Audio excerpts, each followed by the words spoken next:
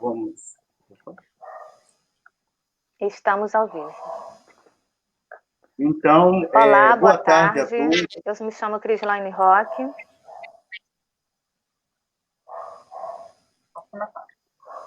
Boa Pode tarde continuar, a todos. professor Hélio. Boa tarde para todos. Para nós é sempre muito importante, né, nós, conselheiros, né, pessoas que integram o movimento social, né, e mais dentro de um recorte muito importante, que é a questão da pessoa com deficiência. Então, meu nome é Hélio Orrico, eu sou conselheiro municipal do município de São João de Meriti, Conselho de Defesa de Direitos da Pessoa com Deficiência de São João de Meriti, CONDEF São João de Meriti. Então, é uma alegria para nós um dia, né, uma semana tão importante quanto a semana em que se comemora o Dia Nacional de Luta, né, o Dia Nacional de Luta da Pessoa com Deficiência. Semana em que se comemora. Então, esse dia que se comemora, né, o Dia Nacional de Luta, que é o dia 21 de abril, e é uma data, o dia que se comemora a luta, né, da pessoa com deficiência, o Dia Nacional, dia 21 de setembro, que é uma data que foi instituída pelo próprio movimento em 1982. Contudo, essa data se tornou oficial, né? Se tornou oficial exatamente em 2005, por meio de um decreto, né? Por meio de uma lei, um ato legislativo, uma lei, não um decreto, mas uma lei, e a Lei 11.133. É interessante para o conselheiro, para o companheiro de luta que gosta de anotar, é sempre importante, né? Quem sentir vontade, né? Lei 11.133. Essa lei institui o Dia Nacional de Luta da Pessoa com Deficiência. E por que 21 de setembro? Né? É uma pergunta, uma indagação que se faz. Exatamente pela alusão à primavera, às flores, né? A vida que se renova a cada primavera e a luta da pessoa com deficiência, que também se renova no nosso cotidiano.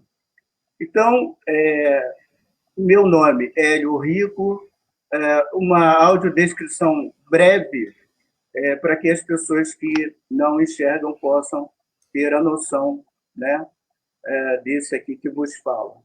Então, eu tenho 1,60 m, tenho 60 anos, sou deficiente visual, tenho a pele morena, olhos castanho médio e tenho um sinal na língua de sinais, que é o H, a letra H, e mais um sinal que eu tenho na face do lado esquerdo, né? Então, o surdo me reconhece com o sinal de H, apontando para esse sinal particular, que é um sinal que eu tenho acima da maxila do lado esquerdo, lateralmente ao nariz, né? É um sinal particular que eu tenho. Então, nós vamos coordenar essa mesa, que vai ter a presença da professora Edicleia Mascarenhas, que é a professora da UERJ, e daqui a pouquinho eu vou passar a palavra para ela para se apresentar de uma forma mais completa, e também a Edilza, que vai tratar de autismo. As duas companheiras de mesa vão abordar temas bastante relevantes. Teremos também, certamente, ao longo desse processo, a presença da nossa presidente, né, que é a professora Aida Guerreiro, e contamos muito com o suporte dessa secretaria, por meio da Crislane, que já teve, né, esse pontapé inicial dessa live. Então, coordenar esse momento é muito prazeroso e tenho certeza que essa live vai instrumentalizar bastante o movimento da pessoa com deficiência, em particular no âmbito do município de Belford Roxo, mas certamente teremos outros companheiros em outros municípios, em outras regiões do estado do Rio, que certamente se beneficiarão com as informações, com o conhecimento que vai ser produzido aqui nesse momento. Então, eu vou passar para as considerações iniciais, vou passar a palavra para a professora Edicléia Mascarenhas. Olá, boa tarde a todos. Boa tarde. Fazendo uma audiodescrição da minha imagem. Eu tenho pele branca, olhos castanhos claros, cabelos castanhos, com reflexo louro e também reflexos brancos da idade, né? Estou usando um batom vermelho e blusa branca. É uma alegria muito grande participar, né? Saúdo, né, os componentes da mesa, aos companheiros de conselho, ao meu vice-presidente Hélio Rico, a conselheira Edilza Araújo, a minha presidente Aida, né, e agradecer o convite para estar aqui nessa live comemorativa ao Dia de Luta da Pessoa com Deficiência. Bom, eu sou professora associada da Universidade do Estado do Rio de Janeiro e tenho justamente o assentamento no Conselho representando a universidade, que muito nos honra, enquanto universidade, podemos estar junto à comunidade, junto aos movimentos sociais, desenvolvendo o papel que uma universidade pública deve cumprir, que é o que nós chamamos do tripé universitário. O que é isso? Docência, né, que é a formação, né, que é formarmos os novos, né, as novas carreiras, né, os novos alunos das carreiras que escolhem. Então, é a aula, né, é o que eu chamo, é o mindinho da sala de aula, é a docência em nível de graduação e pós-graduação. A pesquisa, que é o espaço, né, de aplicação do que nós, professores, doutores, desenvolvemos, e a extensão, que é esse trabalho que eu particularmente gosto muito de realizar, que é poder fazer a interface entre a universidade e onde está, né, eu sou da área de humanas, onde está o ser humano. Então, o ser humano, ele está nos espaços, né, nos espaços onde vive, nos espaços onde atua. E atuar com o movimento de conselhos, para mim, é fundamental, porque os conselhos, eles são instâncias democráticas instituídas pela Constituição de 88, sobretudo após a Constituição de 88, que no Brasil nós vamos avançar na implantação de conselhos, aí que nós chamamos de sistema conselhos, e hoje nós temos conselhos em várias áreas significativas para o desenvolvimento de políticas públicas. Então, os conselhos da pessoa com deficiência são conselhos essenciais, na medida em que trazem para um projeto coletivo os representantes da sociedade civil, que são ou pelas associações ou pelo segmento das pessoas com deficiência, para os representantes da sociedade civil, e os representantes do poder público, e também as universidades. Não é todo o conselho que tem representação de universidade. Eu acho isso muito, dessa proposta de São João, foi muito interessante. Eu faço parte pela UES no Conselho Estadual da Pessoa com Deficiência, mas geralmente, às vezes, o conselho ele é livre na lei da sua organização para selecionar as instituições, e São João optou também por trazer a universidade. Eu sou professora da Universidade do Estado do Rio de Janeiro, no Maracanã, onde tenho o meu espaço, que é o Núcleo de Educação Especial Inclusiva, onde me dedico aos estudos da inclusão, voltados à questão do público da educação especial, e sou professora do programa de pós-graduação em Educação, Comunicação e Cultura em periferias urbanas da Faculdade de Educação da Baixada Fluminense. Né?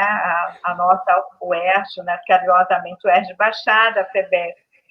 E tem uma história, né, ligada ao movimento da pessoa com deficiência na Baixada Fluminense, uma história de mais de 30 anos. Tive a honra de ter sido fundadora, uma das fundadoras do primeiro Conselho da Pessoa com Deficiência da Baixada Fluminense, que foi o Conselho Duque de Caxias, e depois outros conselhos foram se estruturando. O de São João também é um conselho que também se estruturou e vem se mantendo ao longo dos anos, né, pela luta, né, de alguns ativistas, né, que estão à frente. E aí a gente pode destacar a nossa presidente, a Ida, o esposo dela, o Jorge, que é um casal incansável, né, na luta pelos direitos de São João de Meriti e na constituição e manutenção do Conselho. Porque sabemos nós que lidamos com a questão do sistema Conselho, como determinados momentos políticos, nem sempre temos o apoio, como o vice-presidente colocou, o doutor Hélio, que o poder público está ao lado. Né? Em determinados momentos, às vezes, o poder público não está tão próximo, mas esses momentos de tensão, eles fazem parte, né? Segundo o sociólogo Bourdieu, né? As conquistas nas políticas públicas, elas não são neutras, nem são unilaterais, elas partem, a princípio, de um jogo, né? De um jogo de tensões. Então, o que hoje não temos em política, podemos alcançar depois, o que não existe numa política. Outro ponto que eu quero destacar, antes de... Quer falar? Pode falar? Pode. Outro ponto que eu gostaria de destacar, que também São João está implementando, e que é muito importante, é a política, né, para a primeira infância também. Muito importante, tanto para as síndromes raras, que eu vou começar a conversar um pouco, como para a área do autismo, enfim, como para a área das nossas crianças que nascem com vulnerabilidade. Então, o município de São João está implantando o plano da política da primeira infância, ele é fundamental. Então, também estou colaborando na equipe desse plano, né, da política. Mas vamos, então... Eu gostaria, né, de que a professora, que é a Edilza Araújo, pudesse também se apresentar. Eu fui falando. E fazer...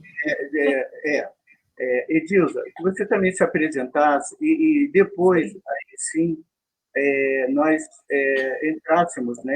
Então tá, exatamente na temática,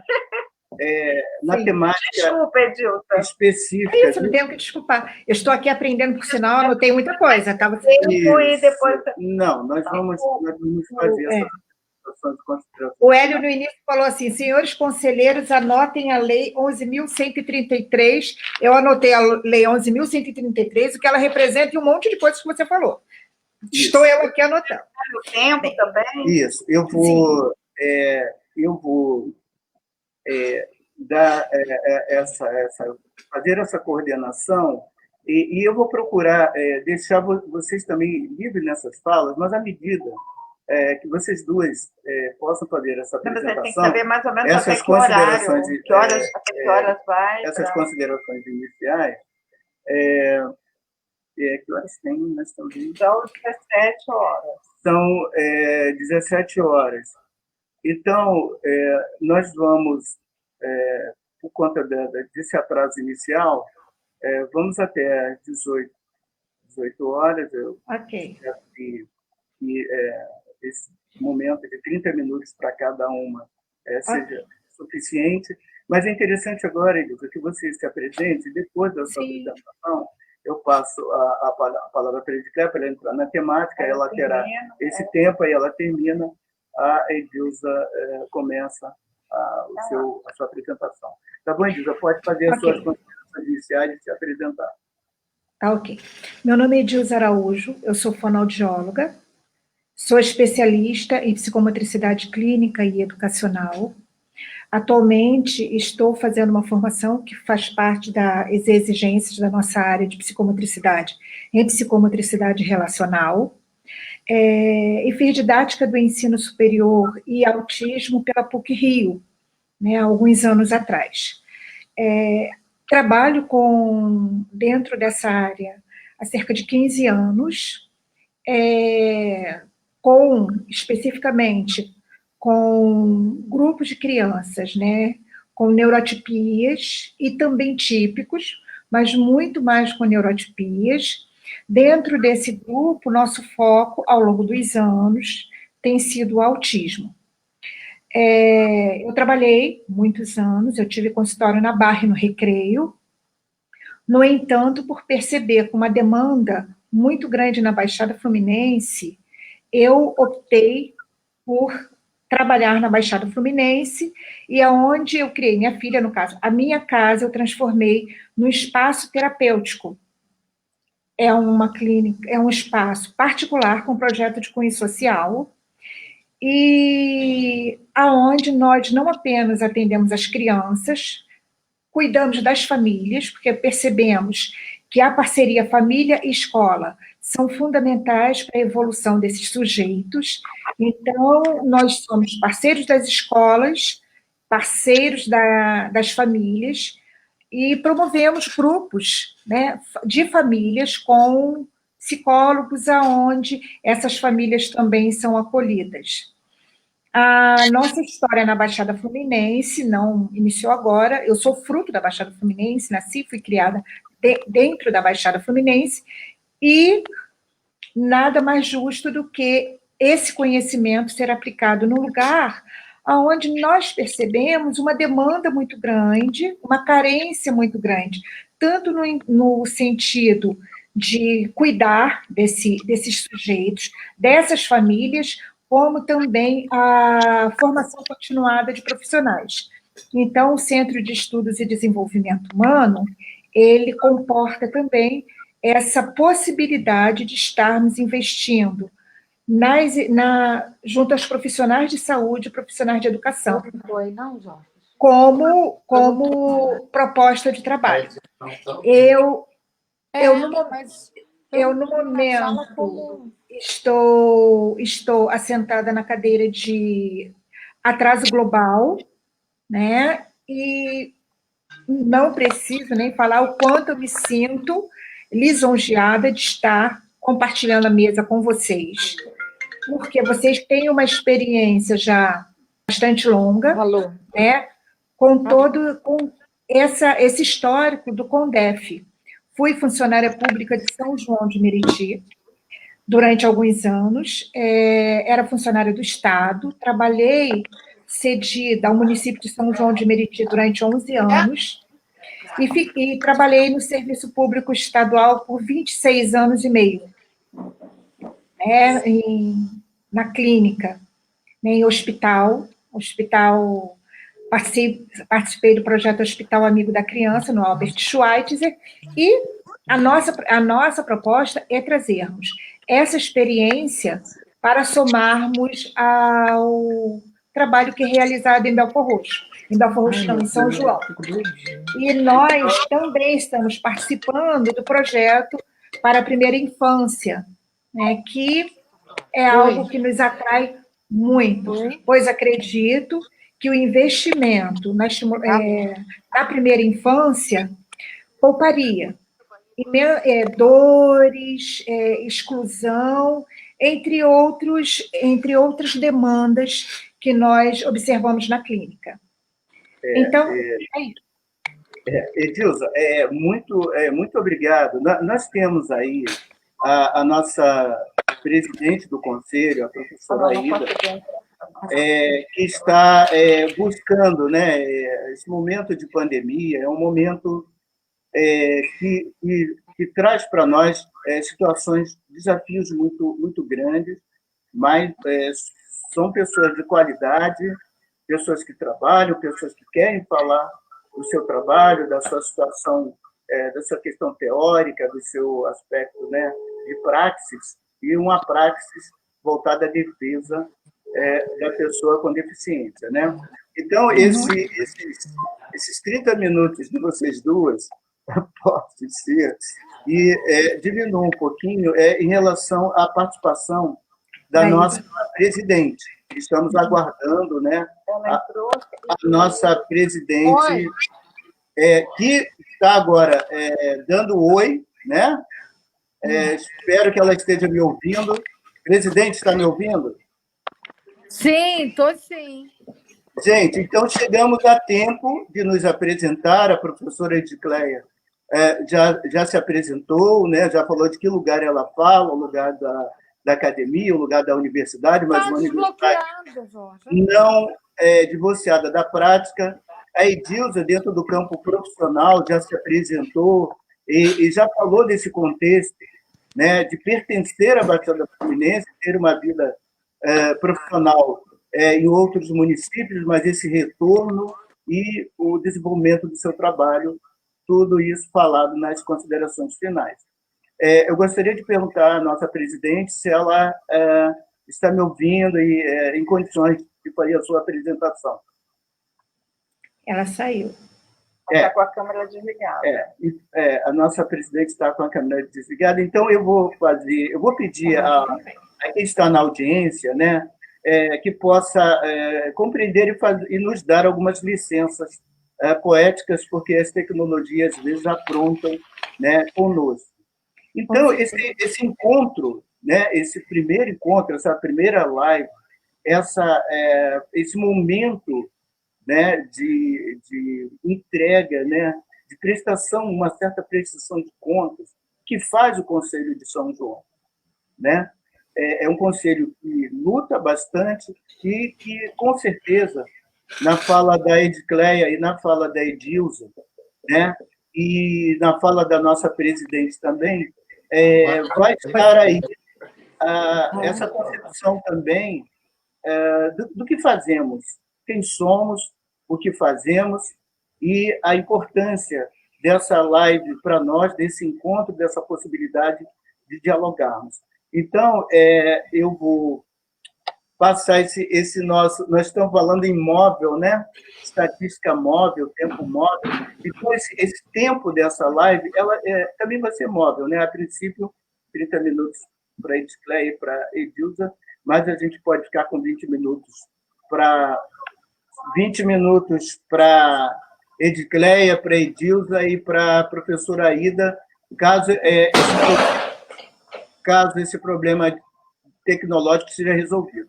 Então, eu vou passar para a professora Edicleia para ela falar, né, acerca das síndromes raras, quer dizer, situação tão desafiantes, né, em nossos dias,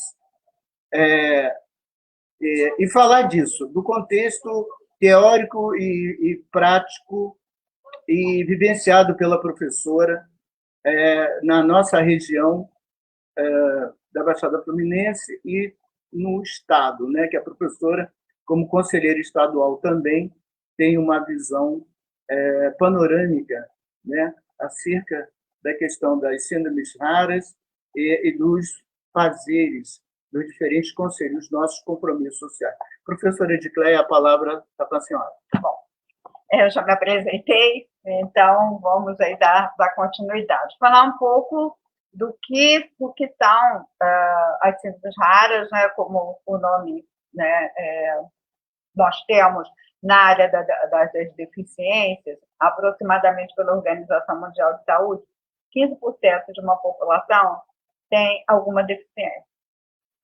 E agora nós vamos dentro, né, porque a maior parte das condições raras também concorre com deficiências ou com quadros de deficiência intelectual, física, ou até mesmo transtorno do espectro do autismo. Mas as síndromes raras, elas são condições que, assim como a nomenclatura coloca, elas têm uma prevalência, quer dizer, a prevalência é ocorrência, né? Elas ocorrem de uma forma muito menor. Então, é qualquer condição que a gente tem em torno de 65 casos para 100 mil, 100 mil pessoas, né, de uma dada população. Mas a gente pode pensar assim, bom, mas aí, né, poxa vida, então é muito difícil.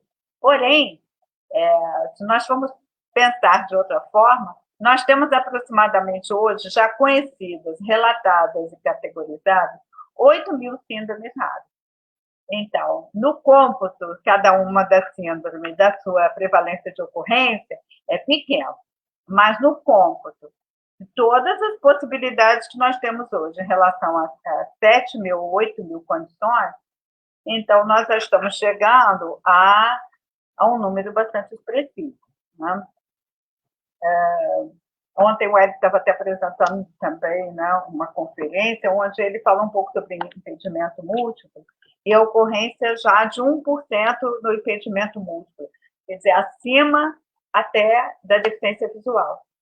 Então, é só para a gente entender como a questão das síndromes raras hoje é uma questão de política, né, de política pública, né, de inclusão na política pública e, sobretudo, também inclusão na pauta dos conselhos de direito. Por isso, né, parabenizo a organização por ter colocado um tema que ainda é raro, né, também de se trazer para uma discussão, sobretudo uma discussão dentro da discussão da deficiência, embora grande parte das síndromes também tenham alguma deficiência. E se a gente for pensar na própria categorização do que é deficiência pela Lei Brasileira de Inclusão, a deficiência ela é um impedimento em órgão ou função, de caráter, de natureza física, intelectual, mental, sensorial, que entra a visão, a audição, né? Enfim. Que no contato com as barreiras, né, ela vai se tornar, né, uma incapacidade. Então, as síndromes raras, elas têm todas impedimento em órgão, né, ou função. Então, hoje a gente precisa cada vez mais entender que quando nós juntamos as lutas, as pautas de lutas, nós também nos fortalecemos. Né? Nós nos fortalecemos. Eu sinto sempre o exemplo de uma das síndromes que eu pesquiso, que é epidermólise bulhosa, que é uma condição genética rara, que a criança lisa e destruição. Né? Ela vai destruindo a epiderme. E é um processo tão... a criança nasce com, às vezes, algumas alterações, é como se fossem marcas de... Começa como se fosse marcas de uma queimadura, né, de um cigarro, mas mais ou menos assim, para aproximada, né, a uma queimadura. Assim. E ela se espalha, vai se espalhando pelo corpo e com processo inflamatório.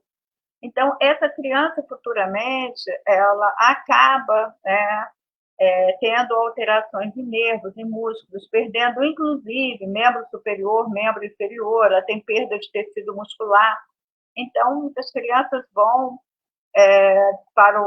às vezes, até para a cadeira de roda, e algumas afetam o órgão interno. Então, por que a gente quer entender, né, um pouco essa questão? Porque, e aí, voltando ao que, né, São João pretende desenvolver, se a gente começa a mapear as ocorrências de casos, por exemplo, de síndromes raras, já na primeira infância, né, já lá nos postos de saúde, no ambulatório básico, nós vamos poder nos antecipar às necessidades que essa criança, né, que essa família vai ter. E a importância, né, do nosso conselho poder estar, né, nesse processo de acompanhamento. Bom, pelo Sistema Único de Saúde, constituído a Portaria 199, que é uma portaria específica que trata da questão das síndromes raras. Foi a sua primeira portaria que foi definida, né, no sentido de caracterizar, né, essas doenças no ponto de vista do Sistema Único de Saúde.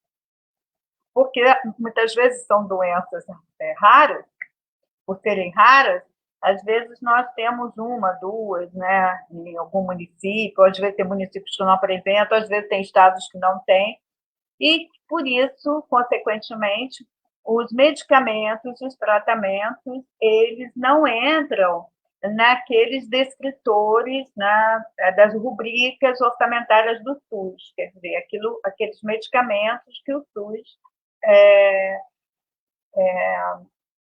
ele produz na rede, né, na sua rede hospitalar.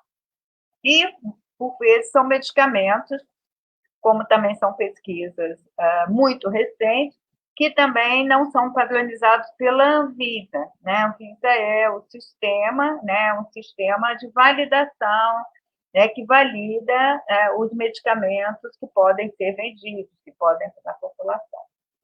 Eu acho que muitos de vocês têm acompanhado pelos noticiários a questão da cannabis, né? Que, na realidade, ela não é a droga, né, que é utilizada, né, não é a maconha, mas é um extrato do óleo que é extraído e que, para alguns casos de condições raras, como, por exemplo, casos de epilepsia, de dificílimo controle, às vezes também casos também de autistas muito graves, muito severos, algumas famílias já estavam utilizando de uma forma irregular, né, porque não acompanhada, mas uma das coisas que a gente também vê que muitas vezes é na dor e no sofrimento, né, que as famílias vão buscando também as formas, né, de poder, né, diminuir a dor dos filhos, mas agora ele já está padronizado, já pode ser prescrito dentro das condições, né, médicas. Um outro medicamento, o Spinraza, né? O Spinraza é um medicamento que é utilizado para um quadro também de condição rara, chamado atrofia muscular espinhal, que é um quadro que a criança vai perdendo os nossos nervos, tem o que a gente chama de bainha de mielina. É como se fosse... O que é a bainha de mielina? A gente tem os fios tocando no outro e é a partir dali que passa o impulso elétrico. Nosso cérebro também é assim, né? O nosso sistema nervoso, os neurônios, comunicam. E a bainha de mielina é como se fosse um isolante. Não é? Às vezes a gente está lá, aí bota aquele fiozinho que isola para que não dê choque e passa. Então, mais ou menos, a bainha de mielina, ela funciona mais ou menos assim no nosso cérebro, para não dar o choquinho, né? O que seria o choquinho? O choquinho é as crises convulsivas, é quando todo esse padrão, né? Estou explicando de uma forma assim bem simples, esse padrão do circuito elétrico, ele não passa. Então, essas crianças desmielinizam, que elas vão perdendo essa desmielinização e também a nível muscular. Então, elas vão ficando com hipotonia, elas vão ficando molinhas, né? E vão perdendo o tônus. Como algumas distrofias que aparecem de uma forma mais tardia. Mas essa aparece no bebê já nos primeiros meses. E é uma doença muito insidiosa, geralmente a criança vai a óbito no primeiro ano de vida.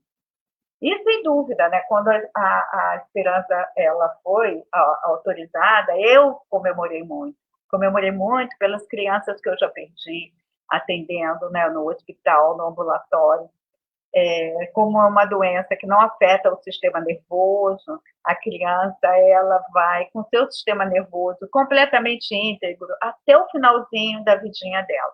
E ela morre por incapacidade de respirar, que um dos últimos órgãos que para de funcionar é o pulmão, não há ventilação que dê jeito, é mais ou menos um pouco o que a gente está vivendo no Covid, né? O pulmão ele perde a capacidade e aí não há possibilidade de se oxigenar. E, literalmente, a pessoa morre como se estivesse se afogando, né? Então, é uma dor muito grande, imaginando, às vezes, que tem casos de condições raras, que as famílias têm dois filhos, muitas vezes não fazem uma orientação, um acompanhamento genético, no sentido de poder orientar a família, o que a gente chama de prevalência, né? O que é isso? Qual é a possibilidade, né, de nascer um outro filho com essa mesma deficiência e a família optar se vai desejar, a mulher optar se vai desejar engravidar ou não, enfim, ou se vai partir para uma adoção. Mas é um direito também dessa família saber, né, sobre a possível acidente. E como são doenças, muitas vezes, dominantes, né, basta um gene para que realmente essa doença ela possa, às vezes, ocorrer em 1, 2, 3 filhos. Como, por exemplo, a condição osteogênica imperfecta, né, que é conhecida como doença dos ossos de vidro, né, também. A criança nasce com alterações. Então, nós temos assim, inúmeras, né, condições de doenças raras, mas quando a gente, né, junta, sobretudo no grupo, né, quando a gente trabalha com famílias, e diretamente com essas síndromes, ou nos ambulatórios, ou nos projetos com essas síndromes, elas não são tão raras assim, porque são cada família, né, com a sua questão, cada família com a sua dor, cada família com a sua luta, mas as lutas são as mesmas. Né? É uma família que está lutando pela liberação de um medicamento ou de um determinado equipamento, é outra família que está lutando pela liberação de um outro, mas as lutas, elas são idênticas. A essência das lutas, elas são iguais. Então, é muito importante que nós nos unimos, possamos nos unir, né, também na luta das síndromes raras, acolhendo, né, nos nossos espaços, né, nos nossos espaços de luta. Nós temos boa tarde, Kézia, que bom você presente na nossa live, minha aluna Kézia, que ótimo, seja bem-vinda. Então, nós falamos da questão dos medicamentos, né? Nós temos também a questão dos equipamentos. Né? Muitas dessas condições, essas crianças vão precisar de carrinhos adaptados, não é? Que também é um outro desafio. A reabilitação, uma reabilitação multidisciplinar, fono, fisioterapia ocupacional. Essas doenças, essas condições raras, não são genéticas, né? Eu falei de uma parte agora das genéticas, que são aquelas que vão ali naquela intercorrência do momento lá mesmo da concepção, né? Onde o óvulo e o espermatozoide vão se encontrar e ali vai começar uma nova vida, né? E nós temos as congênitas ou adquiridas. O que são as congênitas ou adquiridas? São aquelas que acometem o feto lá na barriguinha da mamãe. Né? Então, a mulher está grávida e ela é acometida por uma infecção viral, por uma infecção por uma bactéria. Por exemplo, a síndrome congênita do Zika vírus. Né? Ainda tem uma controvérsia se é rara, se não é. Se a gente pega o conceito do que é síndrome rara, né, a prevalência, né, de 60 para 100 mil, nós podemos considerar como uma condição rara. Ela é uma afecção por vírus, né, pelo vírus da Zika. Ela é uma condição que não existe em todos os países, são em alguns países que nós tivemos esse caso, né, da Zika, mas aqui no Brasil ela se manifestou de uma forma bastante, né, grave, bastante intensa, em regiões como o Nordeste e o Rio de Janeiro, e, sobretudo, também na Baixada Fluminense, né, nós temos muitos casos. Então, nós temos muitas crianças que estão vivendo, né, com a condição do Zika, da Zika vírus, e que demandam de uma série também de suportes em termos de alimentação, leite, né, um leite mais fortalecido, proteína, carrinhos adaptados, estabilizadores, porque elas têm muita, né, hipotonia. Bom, então, nesse sentido, né, nós vamos entender como, assim, estou aqui controlando o meu tempo, mas eu estou aqui com o relógio aqui, olhando o relógio. Daqui a uns 5 minutinhos já encerro. Então, só para nós entendermos, e aí a política 199 intersetorial, ela recomenda que a questão da discussão das síndromes raras, ela precisa ser uma política intersetorial. Então, o que é isso? Ela tem que ter previsto saúde, previsto educação, previsto assistência social. Mais uma vez, a gente se reforma. É importantíssimo o nosso conselho, os conselhos, não só o nosso, mas os conselhos de direitos da pessoa com deficiência, porque são órgãos de controle e interdisciplinares, nós temos representantes de várias pastas, estarmos juntos na identificação dessas crianças, né, nos nossos municípios, nas suas necessidades. Vamos dar um exemplo. Hoje, por exemplo, como o Sistema Único de Saúde ele é organizado, né? Os municípios eles têm gestão plena, gestão semiplena, gestão plena. Vamos imaginar, né, São João de Meriti, tem crianças nessa condição que precisam de um acompanhamento num grande centro de referência de reabilitação. São João tem alguns espaços, né, nos ambulatórios e em algumas instituições, né, que oferecem um acompanhamento da reabilitação. Mas casos mais crônicos, com mais necessidades, né, que a gente chama de uma referência terciária, qual seria a referência de São João? Os tais centros de reabilitação que foram criados pela política de atenção integral à pessoa com deficiência. Seria o município hoje de Duque de Caxias, porque é o município que tem a gestão plena na região da Baixada. Então, como é que é isso? É dessa forma, é a pactuação para que a criança possa ser acompanhada nos 2 centros de referência que o município tem, ser 2 ou ser 4. Então, significa que essa corresponsabilidade é responsabilidade da gestão. Isso é pactuado pelo Ministério da Saúde, pactuado pela CIBS, que é um consórcio intersetorial de saúde.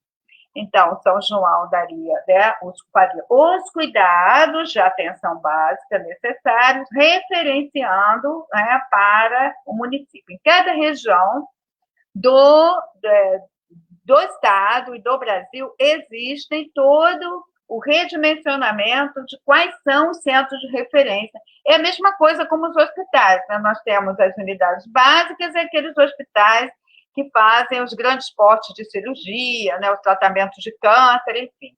Então, tudo isso é pactuado.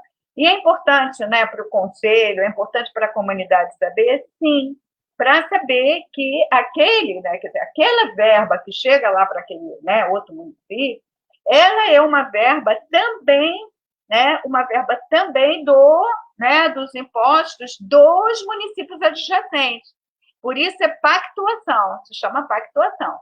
Que ótimo que o dia São João possa ter a gestão plena, porque vai ter a gestão plena. Mas é para as pessoas entenderem que quando um município atende uma determinada demanda do outro, não é favor, né? Tu fala, que bom, fiz um favor. Não.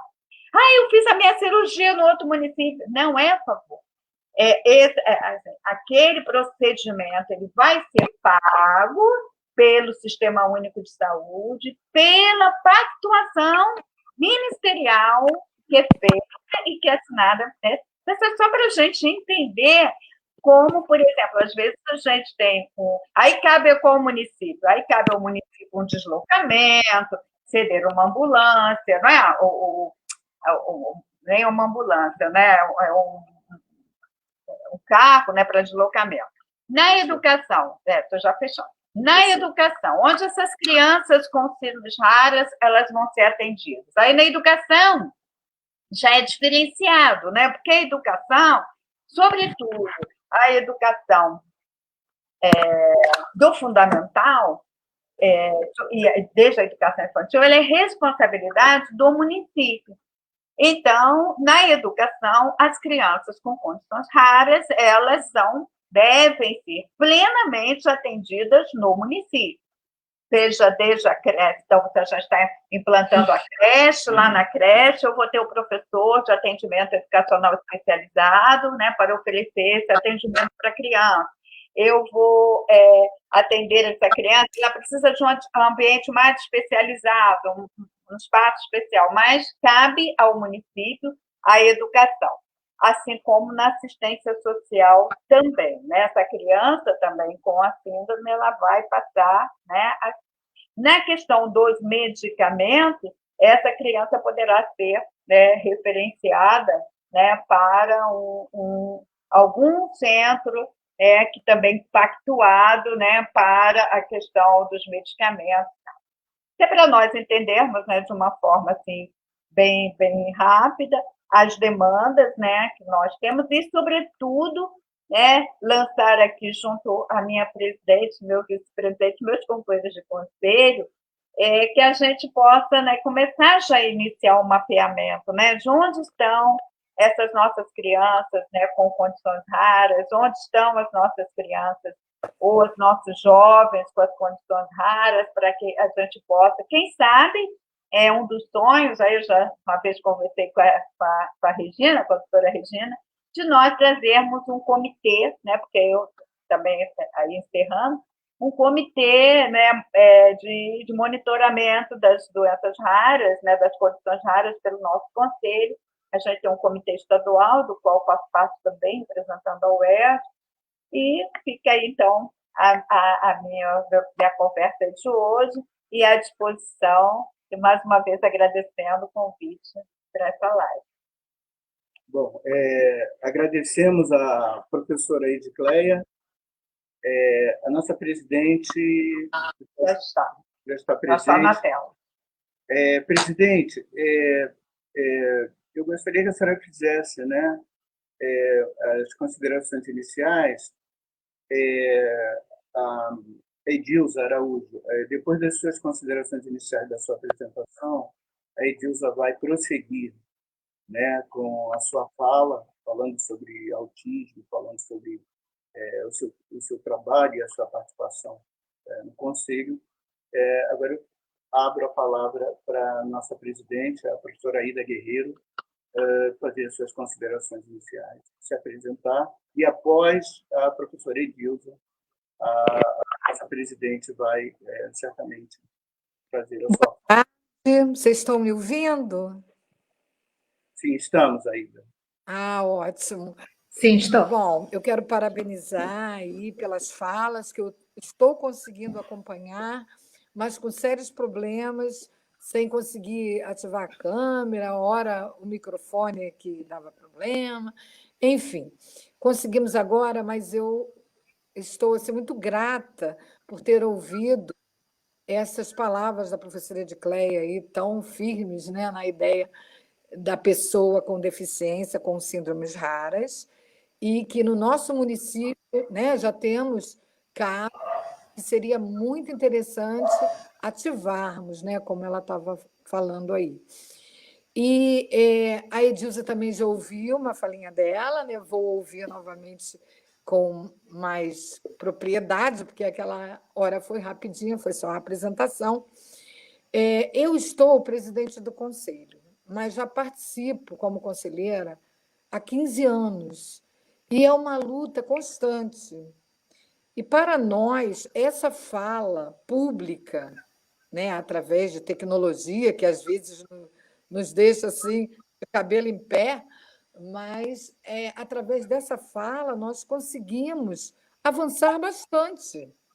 Nós conseguimos atingir mais ao público interessado nesse segmento. Na verdade, o interessante seria que todos tivessem esse interesse, né, para que nós avançássemos mais nesta luta em favor da pessoa com deficiência.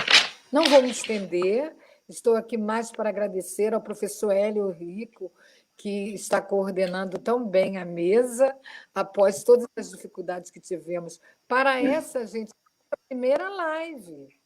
entendeu? Então, nós temos ainda muitas coisas pela frente. E a cada uma teremos um aprendizado novo. A vida é um aprendizado. E aí, a cada passo, a gente vai crescendo um pouquinho. Agradeço muito a atenção de todos e espero que vocês estejam sempre visitando a nossa página, tanto no Face, como teremos também no YouTube, tá? Em breve.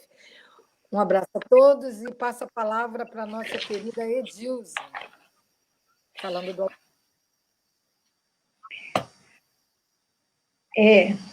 Bem, nós vamos não falar de algumas coisas que foram abordadas pela doutora Edicleia, inclusive porque comporta também uma boa parcela dos nossos pequenos, né, das nossas crianças com autismo.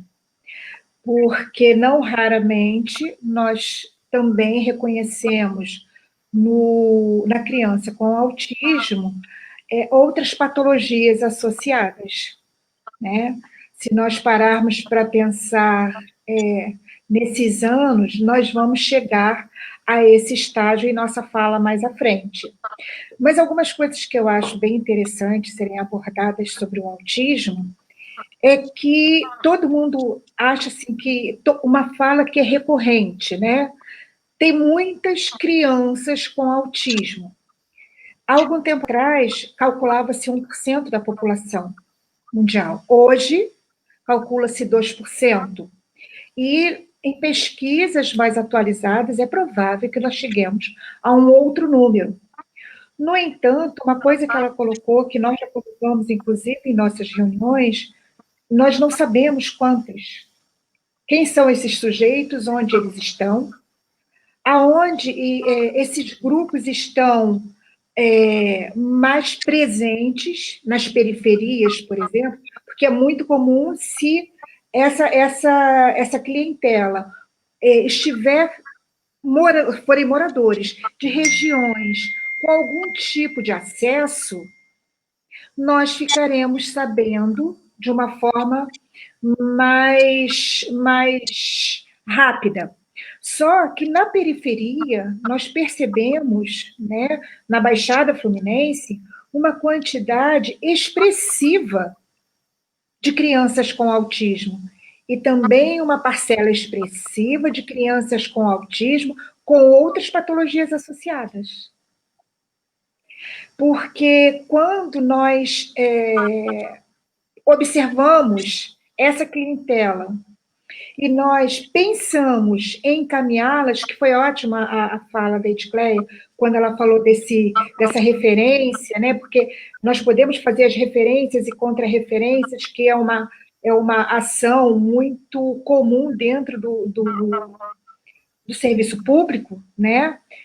Fazer referência desses sujeitos para algum lugar. Mas que lugar é esse? Aonde nós temos, dentro do serviço público, instituições com profissionais, com conhecimento, que eu conheço aí o Fernandes Figueira, por exemplo, mas fica no aterro, fica lá no Flamengo, né? Mas na Baixada Fluminense, com conhecimento e com práticas, por exemplo, para absorver uma clientela de autismo severo, porque o autismo leve, moderado e severo, autismo severo, onde possa fazer uma avaliação robusta, né, interdisciplinar, multiprofissional, com avaliação, por exemplo, do neuropediatra, porque terapeuta não dá diagnóstico de autismo. Quem dá diagnóstico de autismo é neuropediatra e psiquiatra da infância. E aí nós vamos parar para pensar num país como o Brasil, que tem menos de 600 profissionais de neuropediatria. Ou seja, uma área hipervalorizada. E que não está, esses profissionais, você não encontra na Baixada, você encontra, eu tenho 2 projetos que eu conheço, um em Nova Iguaçu e um em Belfor Roxo, que atende um dia na semana, você não consegue, eu mando alguns pacientes para lá, você não encontra vaga, você não consegue vaga, porque a fila é muito grande. Então, pensando nessa população e pensando em tudo que foi dito anteriormente, aonde estaria essa proposta, né, para inserir o atraso global do desenvolvimento, né, o autismo, como figura, não como figurante, mas como protagonista também dessa proposta das políticas públicas. Porque nem todos, por exemplo, tem o BPC, mas o BPC paga plano de saúde, e o restante? Então, aí entra o Serviço de Assistência Social, os CRAS, tudo que foi dito anteriormente. E algo que nós que nós percebemos de uma forma muito clara, é como interferir nessa história, né, que não tem nas políticas públicas ainda, o autismo, como as síndromes raras que a Edicleia falou anteriormente, como protagonista da história. Por exemplo, o autista ele pode ter uma coisa chamada hipoplasia bulbar. O vérnice cerebelar não fecha totalmente, está no vérnice cerebelar. Uma parte do cérebro importantíssima, responsável pelo equilíbrio, pela motricidade, pela organização. É gravíssimo. Eu tive paciente com hipoplasia bulbar, autista com hipoplasia bulbar. E essa criança chega com o discurso da família de que alguém disse que ela não iria andar, não iria falar, não iria isso, não iria aquilo, por causa da hipoplasia bulbar. Bem, o cérebro ainda é uma incógnita, a maioria das pessoas, né, não conhece os meandros, né, e por mais que nós estudemos, ainda temos muito que caminhar. Mas o cérebro humano tem duas coisas, da hora que nasce à hora que morre, que não pode ter como definição, não irá acontecer, que é a neurogênese e a neuroplasticidade. Não tem como determinar que isso ou aquilo irá acontecer. Mas para que essa criança com autismo, que venha com uma patologia associada, eu já tive autista com Down, por exemplo, para que isso seja tratado, é preciso o quê? É preciso a disponibilidade de profissionais que não raramente você não encontra disponível dentro das instituições públicas, e quando encontra, eu digo isso porque eu trabalhei no serviço público, tinha fila para 2 anos, para 1 ano, e aí vai liberando aquele que está menos pior para dar vaga para o outro. E essas crianças, quando chegam, elas não podem esperar 2 anos, não é? Elas não podem esperar 2 anos, porque tempo é fundamental. E aí, onde nós pensamos nas crianças, que nós temos adolescentes? Temos adultos? Temos. No entanto, se nós investirmos na estimulação precoce, ou seja, na primeira infância, a probabilidade de uma evolução mais eficaz, mais robusta, mais adequada ao padrão, né, de desenvolvimento global, será muito melhor. Vamos parar para pensar. O bebê, quando nasce, ele nasce assim, de neurônios. Ou seja, aquilo que a professora Edicleia explicou tão bem, de uma forma tão didática, né? Para qualquer leigo conseguiu entender. Né? Eu achei muito bacana. Então, essa criança nasce assim, olha, de neurônios.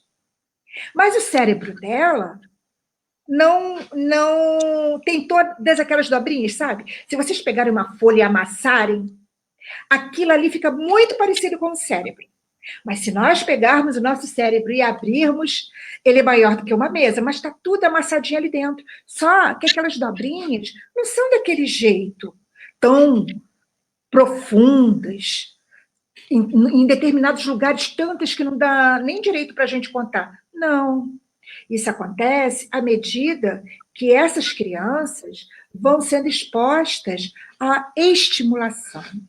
E estimulações robustas, diversificadas, ricas e, sobretudo, na primeira infância, aonde essas crianças estão ali, olha, demandando, precisando dessa brincadeira. Brincadeira, sim, brincadeira. Criança aprende brincando.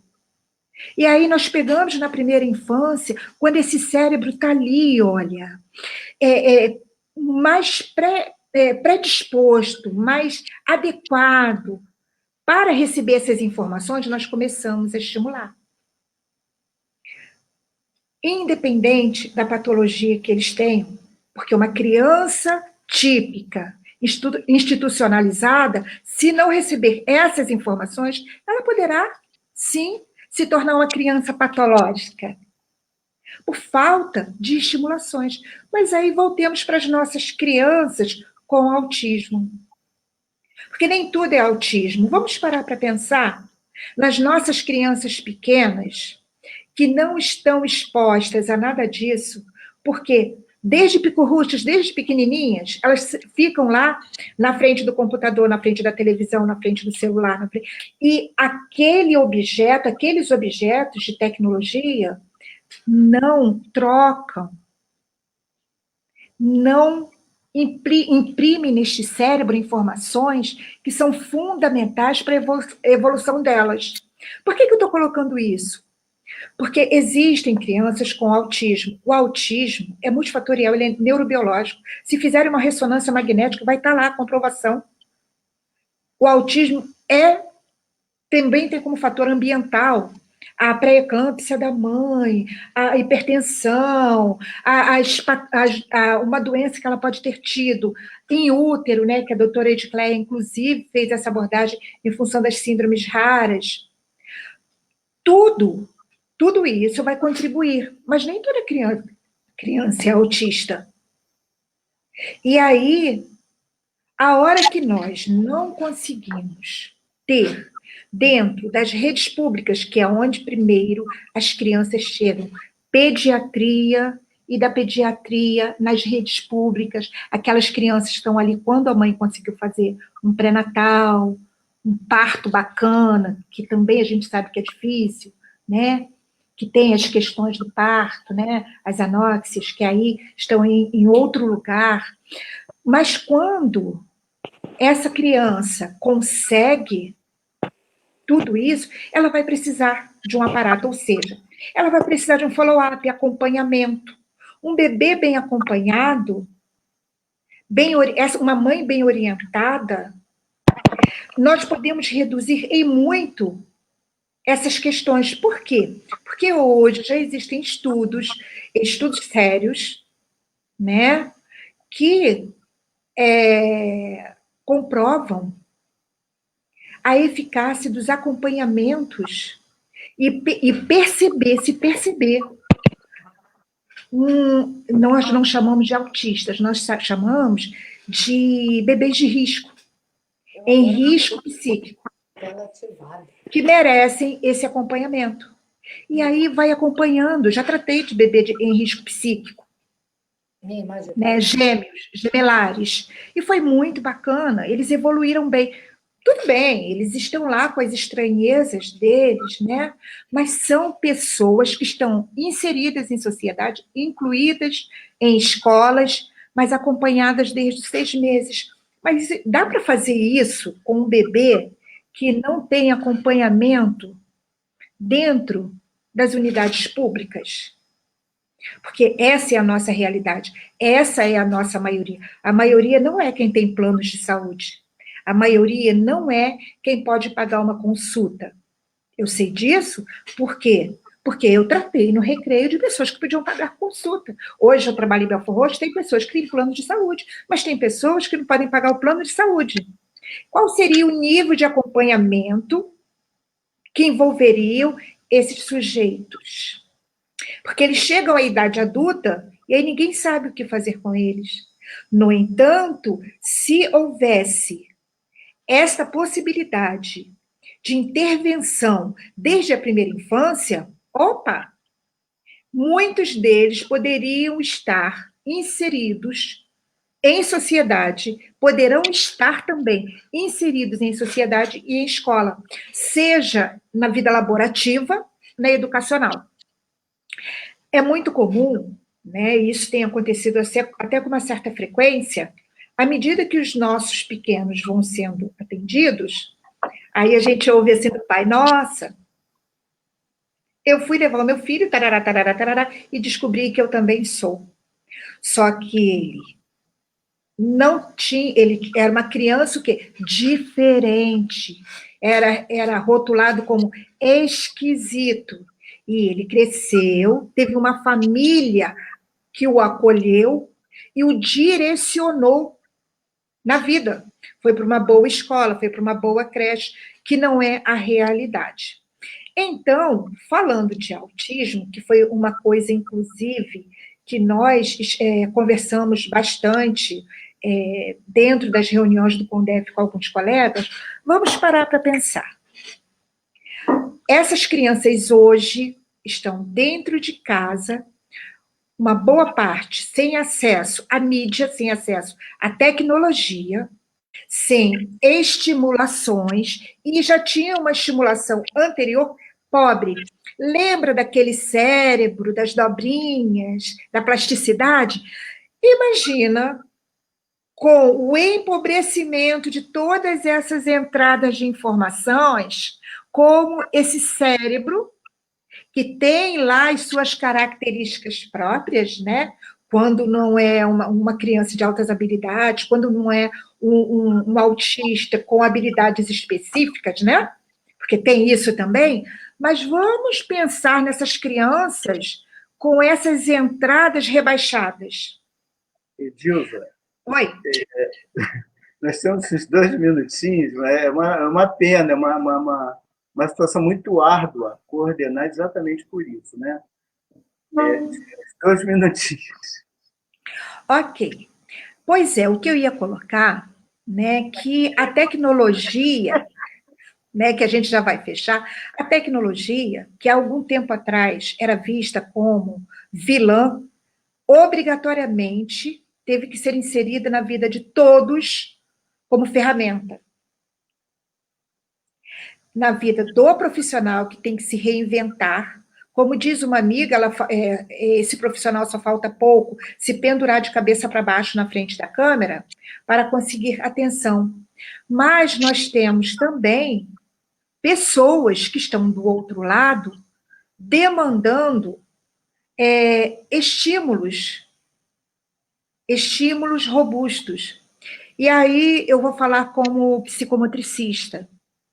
Como vincular com uma pessoa por uma câmera? Como avaliar um tônus de eixo corporal ou um tônus de... Fugiu agora a palavra. Como avaliar um tônus sem tocar no sujeito? Como pegar uma criança e trabalhar equilíbrio sem que você possa ver nada da marcha, ou se você tem uma informação muito comprometida e, às vezes, uma figura desse tamaninho, porque a família só tem um celular para 10 atividades diferentes.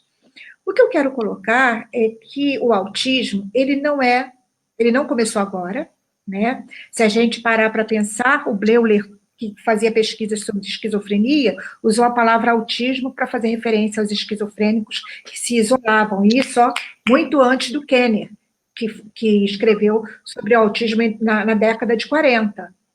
Mas, independente do tempo, nós percebemos que essa curva de cuidados é muito aquém, está muito aquém da verdadeira necessidade. E sabendo, somos, aí se não sabiam, eis uma informação para todos nós, que a Edicleia colocou a doutora Edicleia colocou até antes. A estimulação precoce seria fundamental. Nós possibilitaríamos uma virada na realidade desses sujeitos. E é preciso que alguém lembre disso, se importe com isso. Dentro das políticas públicas, aonde está a nossa grande maioria de crianças.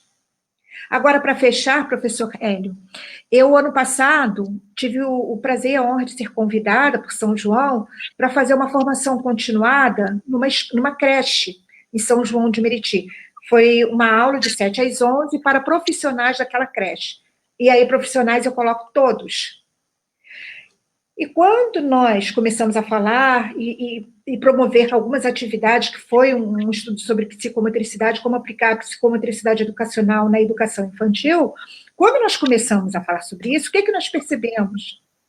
Não é que as pessoas não queiram fazer, elas precisam que alguém leve para elas também essa informação. Havia uma sede natural de aprendizado. E conhecimento foi feito para ser compartilhado. E, com certeza, se elas ficaram melhores, eu saí muito melhor, porque aquelas professoras vão pegar essa nossa clientela que a doutora Edicleia falou, e a qual nós temos, assim, a pretensão, é uma pretensão, de que um dia nós possamos fazer diferença na vida dos nossos pequenos. E sugiro para todos que, já que a professora Edicleia falou aí sobre os neurônios, que incluam neurociências, que é fundamental para entender como esses pequenininhos e o cérebro deles funciona, quanto eles podem aprender, quanto nós podemos aprender, porque é uma via de mão dupla. Obrigada, professor Hélio, espero não ter ultrapassado muito o horário. Obrigada e novamente agradeço ao CONDEF pelo convite. Falar sobre o que nós fazemos é sempre muito prazeroso. E pelo que acreditamos também. Muito obrigado, a doutora Edilza Araújo, muito obrigado pela sua contribuição, pelo seu conteúdo. E muito interessante, né, que as duas palestras, né, elas chegaram fazendo uma trajetória desde o que se tem de teórico, mais teórico, até a prática, né? O que se pode fazer em termos de prática, de território, em termos de São João de Meriti, o quanto essa estimulação precoce que pode acontecer no âmbito da saúde, no âmbito da educação. Tanto a Edicleia como a Edilza, a doutora Edicleia quanto a doutora Edilza, o quanto elas fizeram uma trajetória, né, claro, uma falando de síndrome rara, né, outra falando do espectro autismo, mas o quanto foi importante, porque são profissionais, pesquisadores, que não estão levando só a questão teórica, a supremacia da teoria sobre a prática. Não, as duas estão pensando articuladamente teoria e prática. Agora eu vou passar a palavra para a nossa presidente, a professora Aida Guerreiro. Vou ter uma despedida depois, e tem algumas pessoas perguntando, e depois eu pergunto. Professora Aida? Eu acho que ela caiu. Bom, então, na dificuldade, né, de nós termos a palavra da nossa presidente, Aida Guerreiro, nós fazemos alguns agradecimentos a essa equipe tecnológica, né, que nos deu suporte, né, nós estamos em um local diferente e temos uma equipe de tecnologia, e temos uma equipe de tecnologia que trabalhando arduamente, né, para que a gente possa desenvolver, né, o que nós temos como objetivo, que é fazer essa live. Eu quero passar a palavra para a nossa presidente, a professora Aida Guerreiro.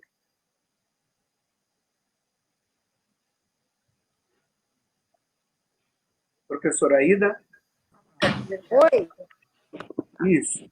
Professora Aida, passando a palavra, né, para a nossa presidente, para que ela faça as suas considerações, né, uma vez que a professora Aida ela já se apresentou, agora a professora Aida fará as suas considerações, logo logo depois das considerações da professora Aida, nós vamos destacar pessoas que estão participando dessa live, Aida, e pessoas bastante importantes para os nossos trabalhos. Então, eu farei, depois da sua fala, a alusão às pessoas que estão nos acompanhando, tá certo? Então, passo a palavra para você, Aida. Está saindo a voz agora? Tá, sim. Estamos te ouvindo perfeitamente. Eu fico também temerosa, porque cada vez que eu deslizo o dedo aqui na tela, eu, na verdade, atrapalho um pouco, porque o telefone está falando, né? E eu estou querendo ouvir para ver onde clicar, para mudar a câmera, mudar o microfone, e aí vocês estão falando, eu fico com receio de atrapalhar. Mas, olha, estou muito feliz, é a primeira live do nosso conselho.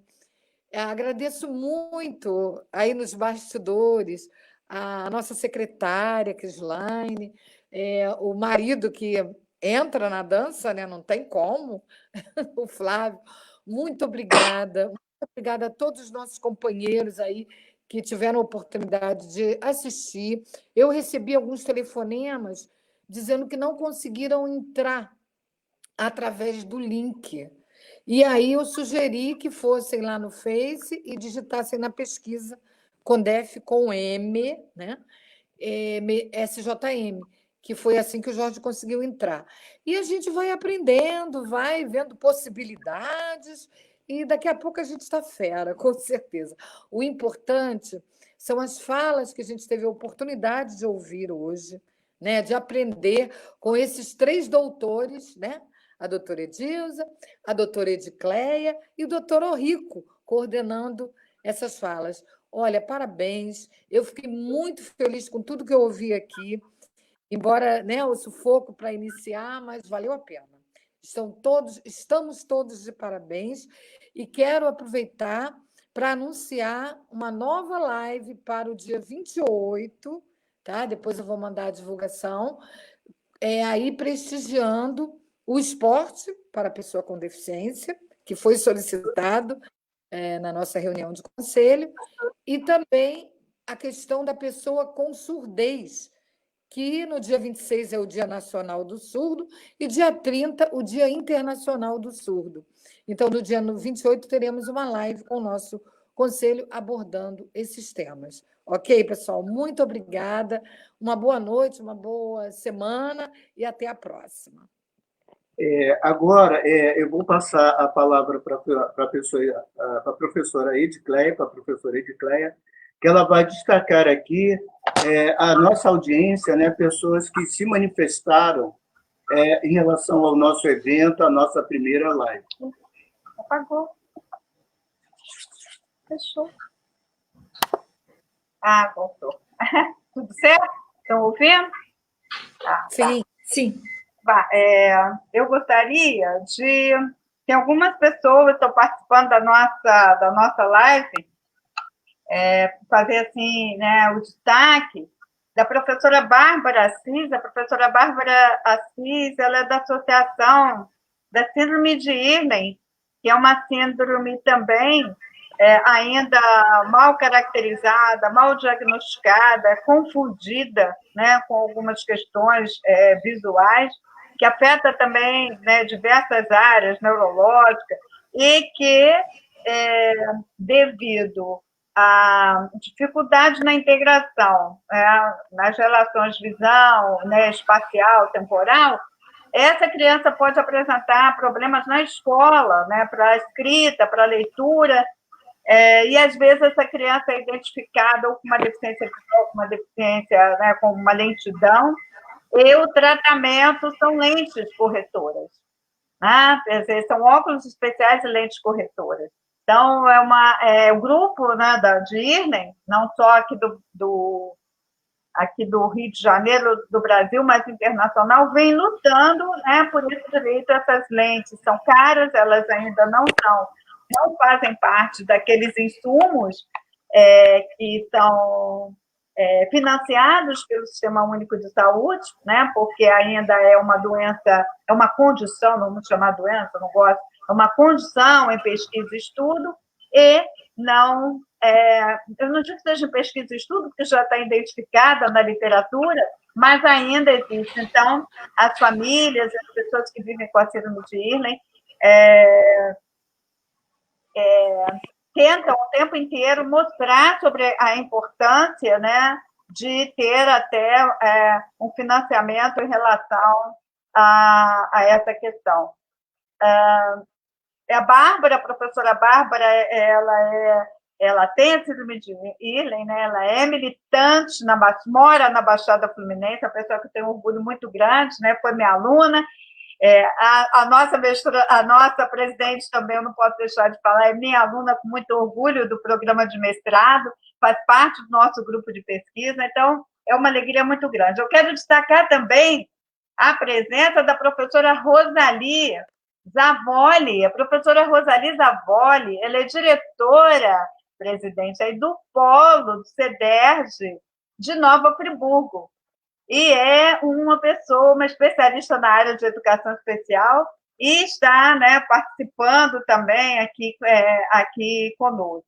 A Silvana Marcondes também, a Silvana Marcondes nem mora aqui no estado, e também está fazendo aí a sua participação, e fez um comentário bastante importante sobre a equidade no SUS, ainda em construção com os especiais.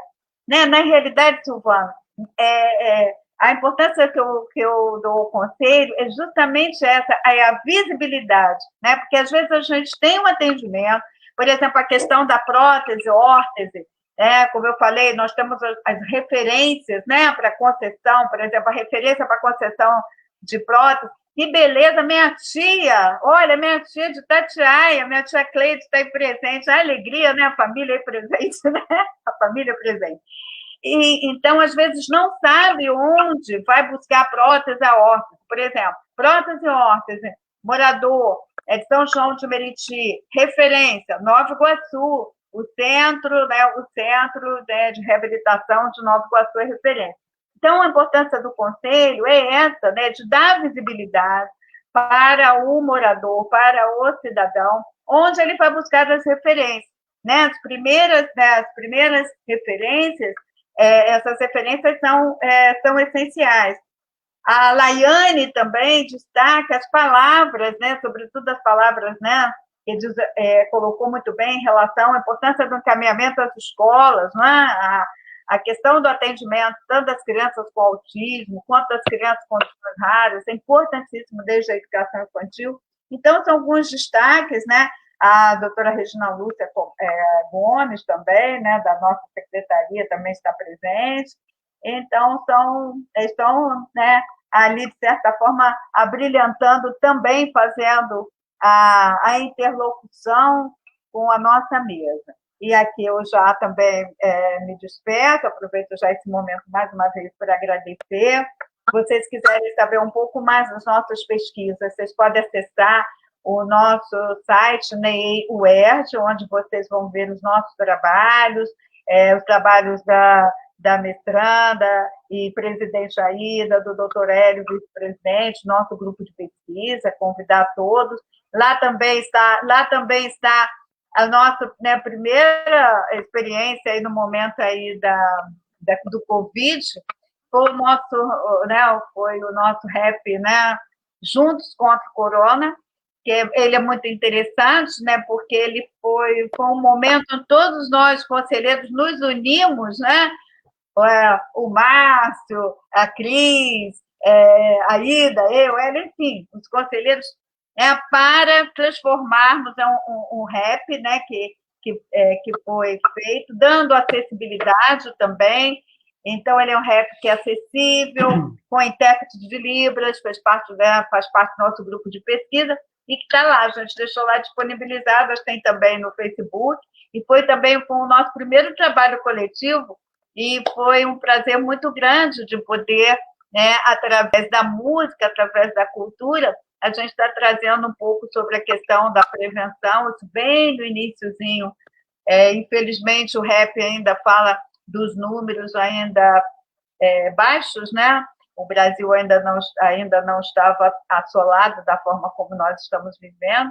E aí também, antes de me despedir, só lembrando que mais uma síndrome nos preocupa, que é a síndrome de uma imunodeficiência, que já está também acometendo algumas crianças, né? Imaginava-se, é um vírus muito novo, ainda, né, a ciência, né, está tentando entender como ele se comporta, mas nós já temos, né, na literatura 600 crianças que estão acometidas e depois ficam com quadros graves respiratórios e similares a algumas crianças, né, com síndromes raras que precisam, por exemplo, sobreviver com um respirador, né? Então, a gente pode imaginar o custo, mas eu acho que a vida não se mede, né, pelo valor econômico, mas hoje a gente tem crianças com condições raras que sobrevivem diretamente com respirador.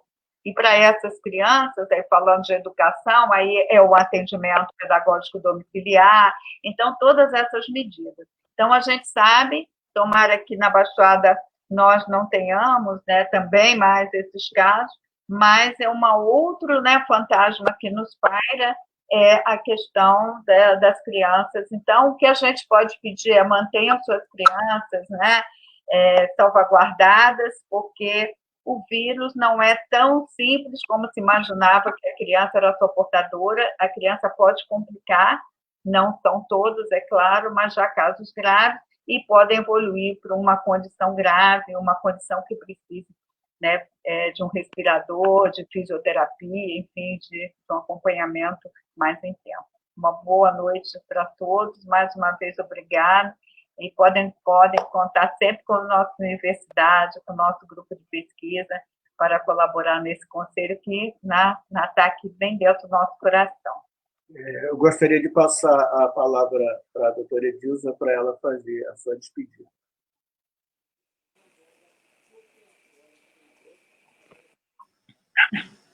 Bem, eu quero agradecer, né, deixo aqui meu agradecimento a todos pelas participações e todas as pessoas, né, que se disponibilizaram a assistir, superando as dificuldades iniciais, e fico muito feliz por nós estarmos engajados em propostas que, com certeza, contribuirão muito para o futuro, né, porque esse é o futuro.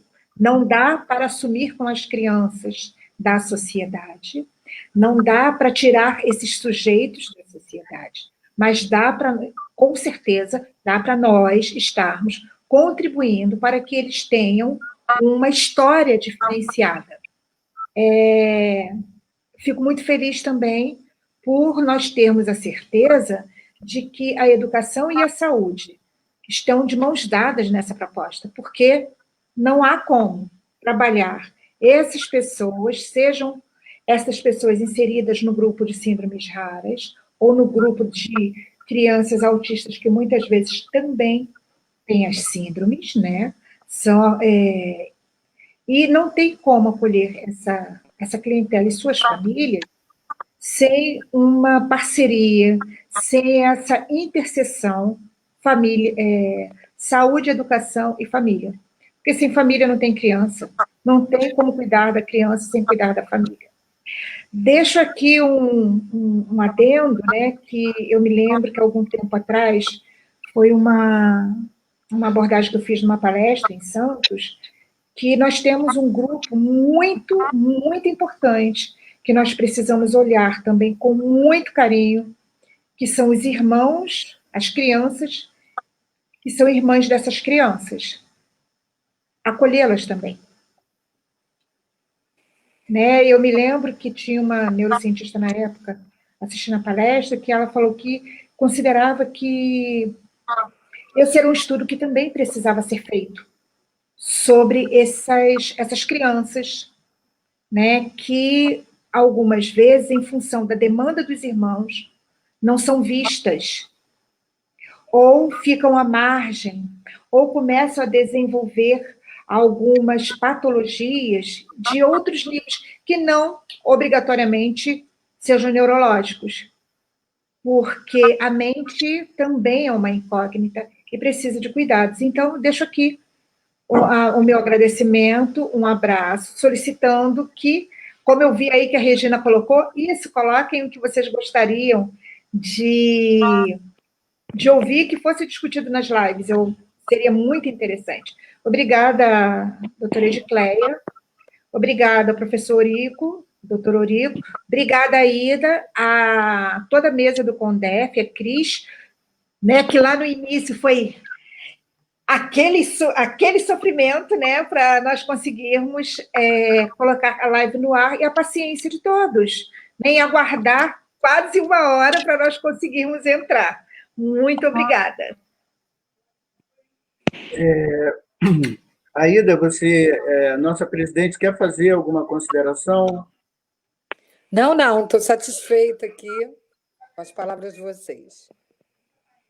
Então, gente, ao encerrar, eu quero falar da minha alegria, né, enquanto uma pessoa também que tem essa preocupação, né, de que o conteúdo, o material teórico produzido possa estar tendo a efetividade, que ele possa estar sendo vivenciado na prática.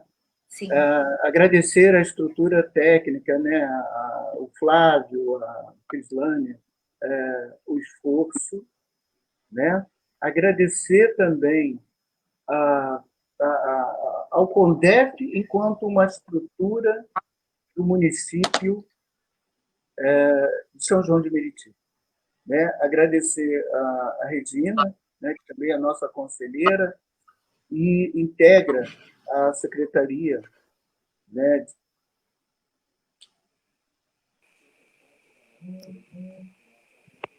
Superintendência. Caiu, já? Em que nós tratamos de questões que afetam o cotidiano. Quando a Edicleia fala uma síndrome rara, uma pessoa a cada 65 mil pessoas, a cada 65 pessoas a cada 100 mil, 65 pessoas a cada 100 mil, algum gestor pode dizer, não vale a pena investir 65 pessoas.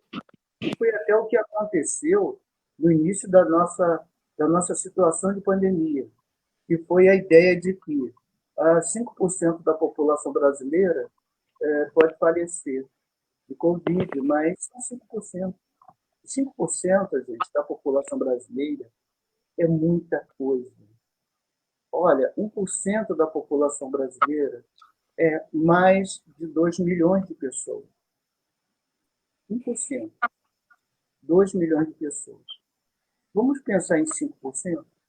Então, o que se chama de raro, pessoas com retinose pigmentar no Rio de Janeiro, que é uma doença que é 1 para 4 mil.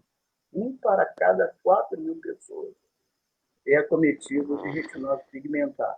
Só que são 60 mil pessoas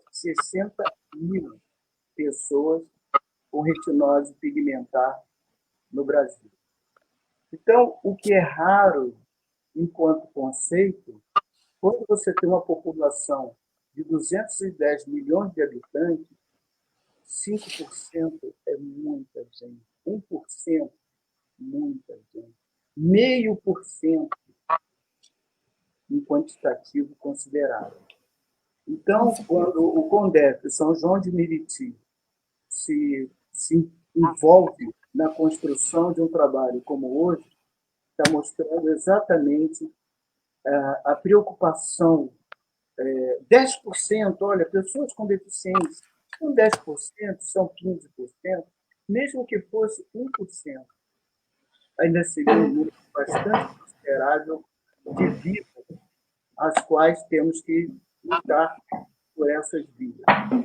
Então, eu quero agradecer. Fazer um comentário. A doutora Regina Lúcia, que é a superintendente da criança e adolescente da Secretaria de Cultura, Lazer e Direitos Humanos, Igualdade Racial, está muito feliz, está expressando ali na tela, muito feliz por esse momento, né, que o Conselho está vivendo. Só para dar um retorno aí para você. Doutora Regina Lúcia, muito obrigado pela sua manifestação, pelo seu apoio. o que abrilhanta, o que dá legitimidade a essa live que tomara que a nossa equipe técnica tenha gravado exatamente para marcar esse momento inicial, né? De como as vidas, e todas as vidas, importam. Não é uma questão de raça, não é uma questão de gênero, ou melhor, etnia, não é uma questão de etnia, de gênero, é uma questão que todas as vidas importam. Todas as condições de vida importam. A vida da condição de quem é surdo, da condição de quem é cego, de quem tem uma síndrome rara, de quem todas as vidas importam. Principalmente num momento como esse, que nós estamos vivenciando hoje.